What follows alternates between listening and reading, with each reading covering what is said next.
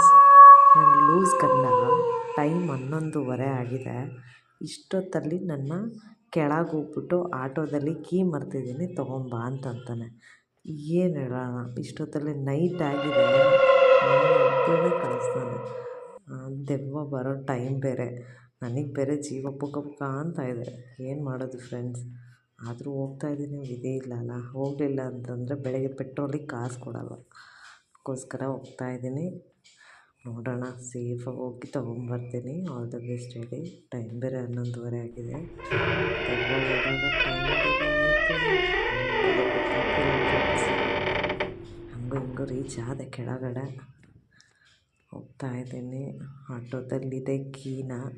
ಹೀಗೆ ಮಾಡ್ತಾಯಿದ್ರೆ ಯಾರಾದರೂ ಕಳ್ಳರು ಬಂದು ಎತ್ಕೊಂಡು ಹೋದರೂ ದಿಕ್ಕಿಲ್ಲ. ಅಂತೂ ಇಂತೂ ಫೈನಲಿ ಇದೆ ಕೀ. ಸದ್ಯ ಸಿಕ್ತು ಕೀ.